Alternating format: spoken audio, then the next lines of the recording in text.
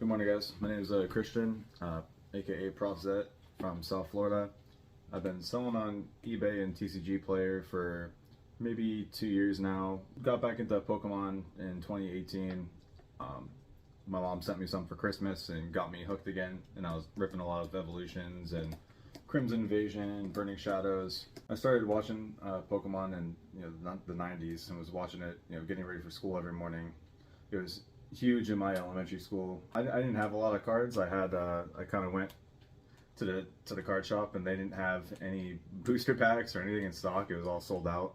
So I got like singles. I got like a Charmander, a Machop, a Ponyta, and I think a couple energy cards. And like those were my first cards. And then so I went to school and would have other kids that would we wouldn't even battle the right way. We would just like card versus card, play for keeps, and like sometimes like keep each other's like just crappy uncommons or commons or whatever. So it was big on my block, and I just remember like the first time I got a Machop or a Machoke card, and when one of my buddies traded me for a Machamp. I got Machamp the first time.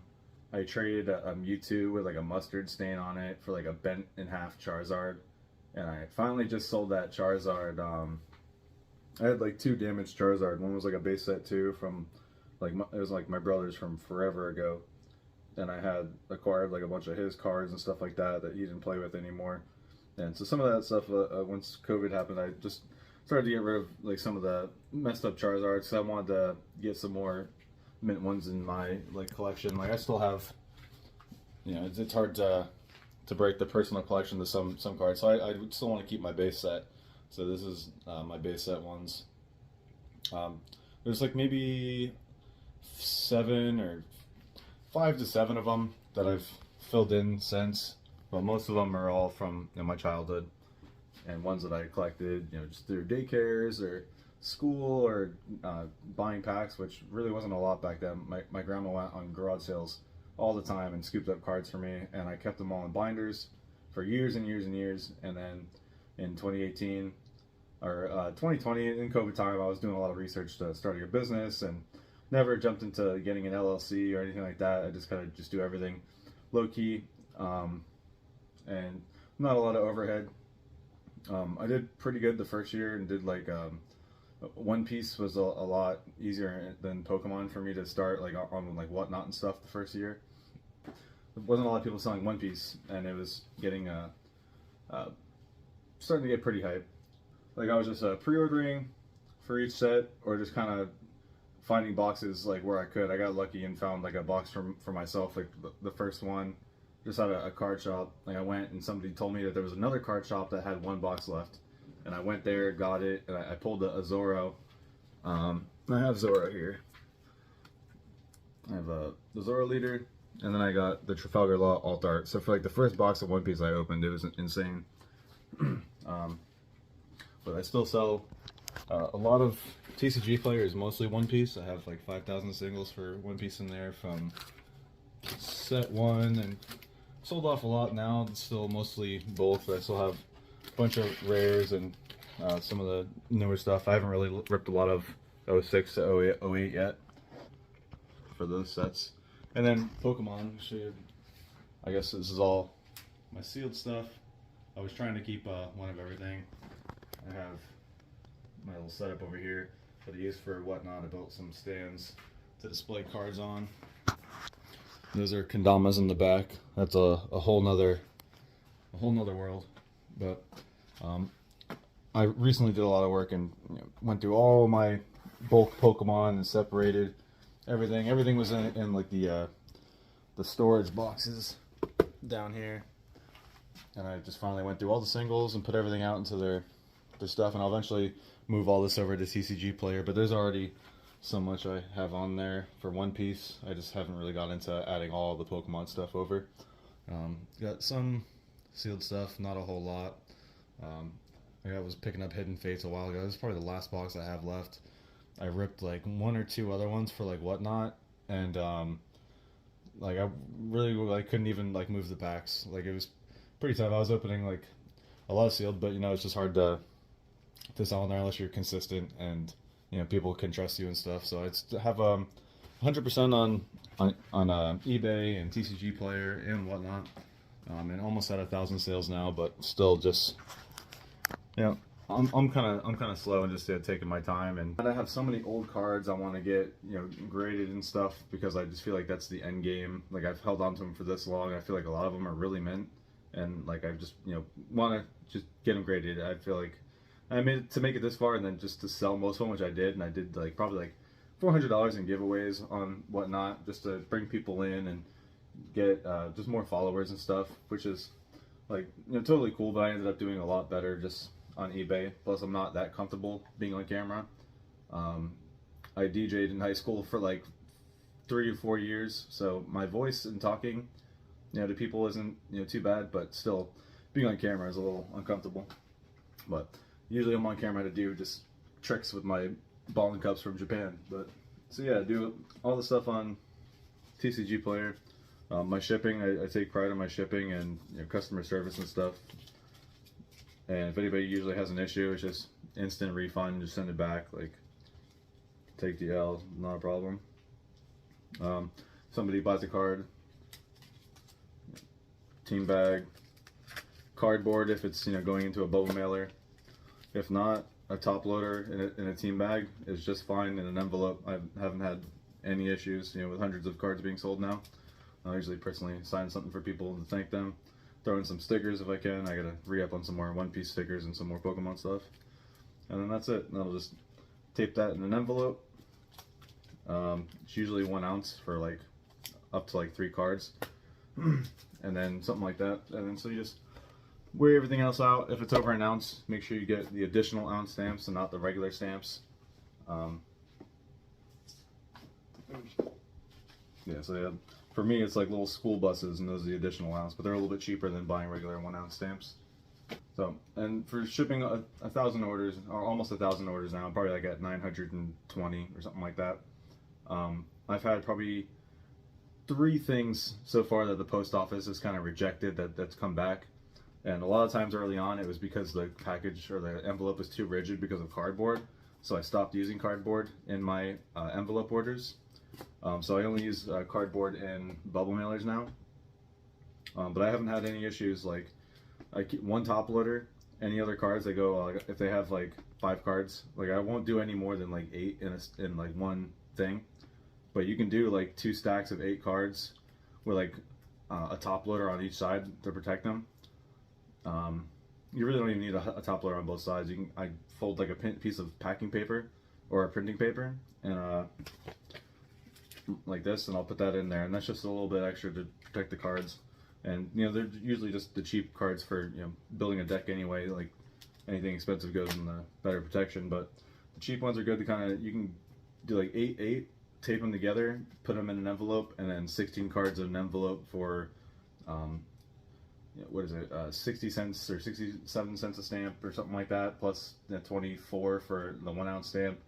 I don't know, so it's like 2 to 3 ounces. It's only costing like a dollar or a little bit more to send a decent amount of cards. So some of the big orders I get that are like 60 cards, like I would have like 3 or I would have like 4 15 card envelopes, and at that point I'm like, and the shipping's already almost getting to $4. You know, might as well just take everything, stick it into a bubble mailer, and kind of just eat the shipping on it a little bit and sell it, so, or send it out. So I'll kind of do that sometimes too, because every once in a while you get those big orders on TCG Player, and it doesn't take account how many cards the person's ordering or the weight for like the shipping. So you could kind of eat that as a seller on TCG Player if you're not like prepared for that, I guess, like with your shipping costs, because mine's just set for like $1.20. So I haven't really been too much into like Pokemon a lot lately, or I try to pick up some seals when I can, but I was really into following the OnePiece market,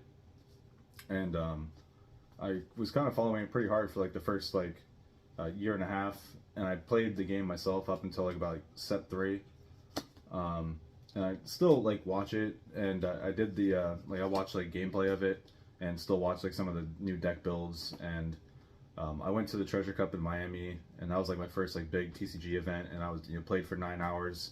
I played Kaido in OP01, which is like, you know, the big body, and you come in there and you can clear out the whole board, and there was King that can come in and like whap somebody else out and then swing on leader.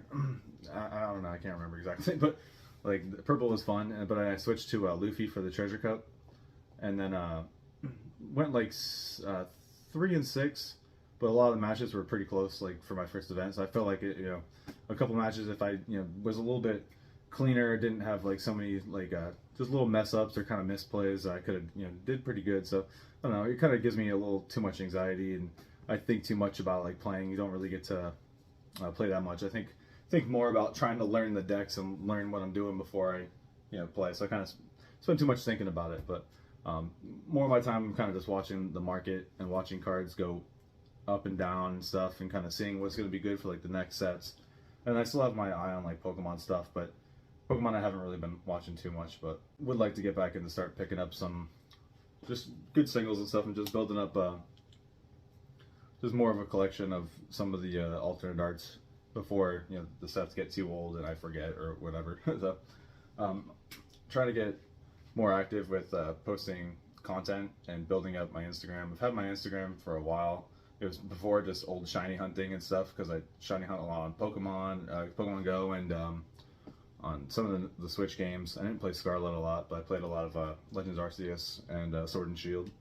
Yeah, so I've been mostly doing singles and kind of just selling stuff, mostly from my collection, just stuff I'm not gonna get graded, or like I have a whole bunch of like old GX stuff, and I mean everything's all packed to sleeve to top loader. So just I look over all the cards before I post them, and basically they have any damage, like everything is called out, or I try to get pictures of everything and just post it all in the listing, so I don't have to hide anything. And then if somebody gets the card, they just don't like it, then just do a refund. If the card's cheap enough, I just let them keep it.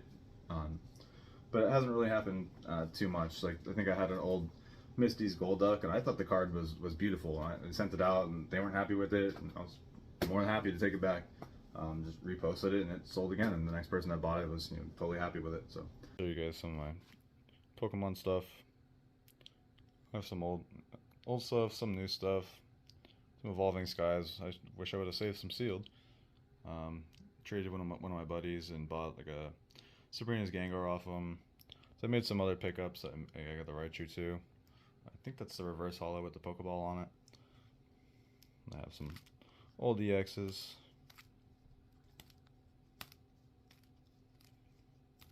So a lot of stuff I just want to get graded. Old Shibuya Pikachu promo. I picked this guy up during COVID. I think it was like $100. I don't know what he's at now.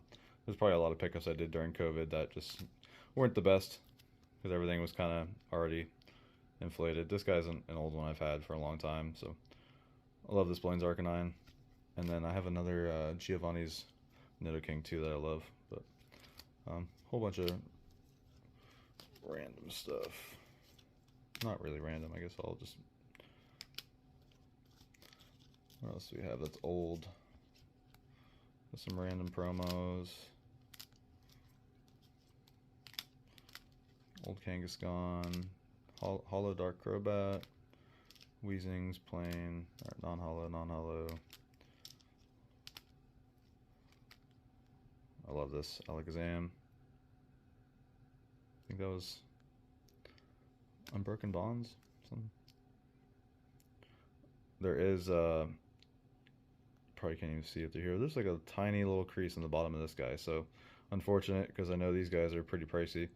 So I haven't really made any deals or anything with anybody to sell them. I'll kind of just keep him as he is. Maybe I'll just get him graded with this little dent and just see what happens. Screw it. A couple other alternate arts is picking up. Here we go. Giovanni's Nidoking. He's got a little swirl in the corner. So these are just more old ones from my childhood. Not this guy though. Picked up one of these guys recently. That's the Charizard I like. And then another old Typhlosion with the Unseen Forces stamp. So that's just like my grading pile kind of right now. And there's a whole bunch of old stuff. I got this whole Shiny Fates box full of like $1 to $3 cards. There's another box over here. I'm kind of going through all this stuff. Yep. The movie promos.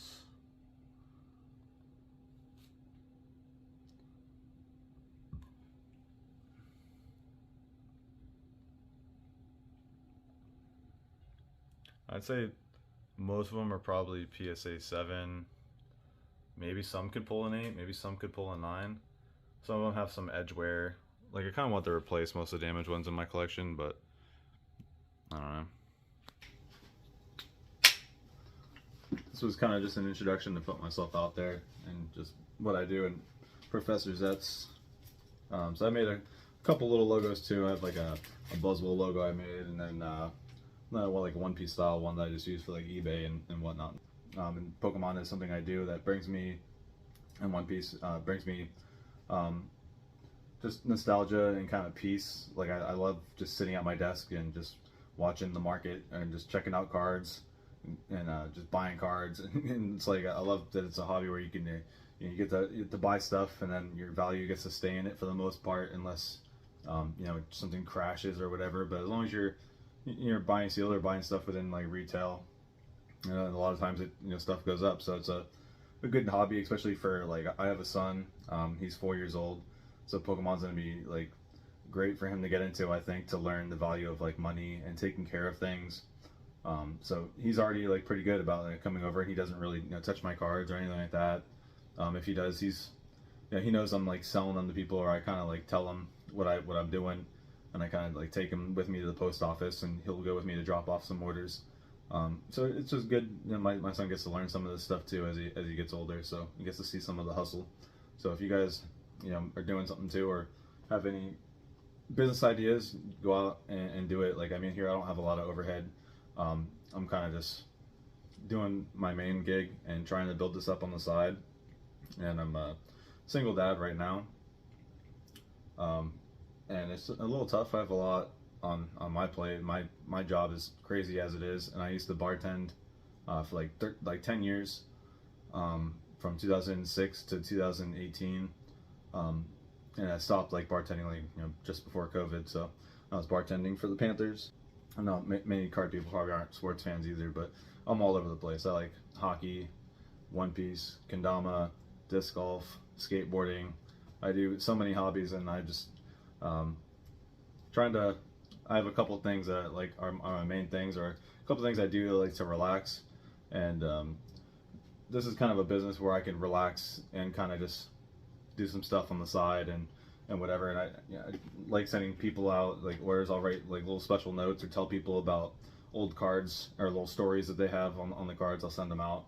I like the just connecting with people, especially in this hobby, and just something that I grew up doing that brings me peace. So I'm not trying to make a killing or trying to like make like crazy profit. Like literally just trying to buy shit below price, or like at wholesale or whatever, and then sell it at a reasonable price online, or hang on to things and then wait for them to go up a little bit, and then just resell them at the point where I could finally make a little bit back to make it worthwhile to keep going.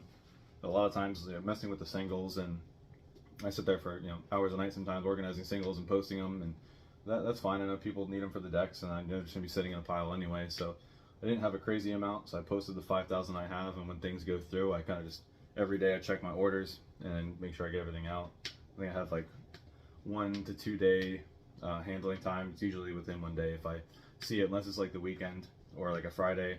Then I'll try to get it out on Saturday, because the mail still picks up. But usually just try to be on top of everything. There's so many different aspects, because there's stuff I want to get graded. There's sealed. Do I want to hang on to this? Like, is it worth hanging on to this stuff? Like, I'm trying to like realize if I want to do a business, everything I got to put a price tag on everything. Everything's got to be for sale. But I don't know. There's still a lot of things that I bought that if I sell now, I'm taking an L on it. So I'm just just hanging on to like some things, and then I still have like some things go up, some things go down. So I'm just trying to spread out, buy more singles and things, kind of more like investing in stuff I like, and like alt arts that I have that I think have potential, and like OnePiece things that might have potential later in the game.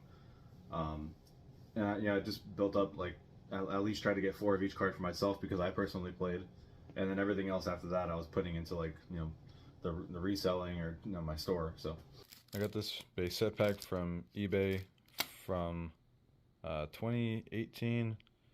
from a charity auction. I got it for 40 bucks. So it is a light pack. I waited, it's a light pack.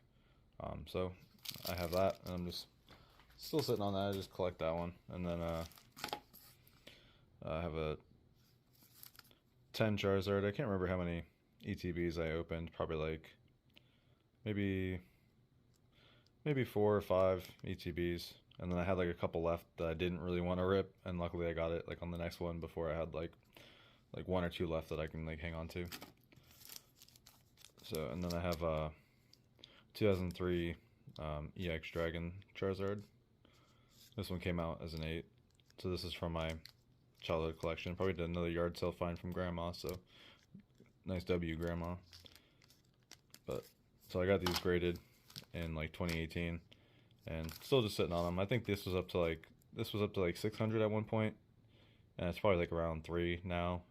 I'm not too sure what it is, but I think the 10 was like around a 3K card during COVID. I don't know. So this one's just one of the dope ones. I love the art on this one, which is coming out of the sky. That art's so sick. I'm not gonna ramble too much anymore. I'm gonna show you guys a little bit of my collection, and I appreciate you guys listening. Have a good day, and subscribe. Hopefully there's some more videos coming. I like to do some market watch stuff. I don't want to come on here and just talk and waste your guys' time. Hopefully I can bring some value to you guys, and really stuff for like the market is probably what I'm leaning towards. So take care, guys. Have a good one.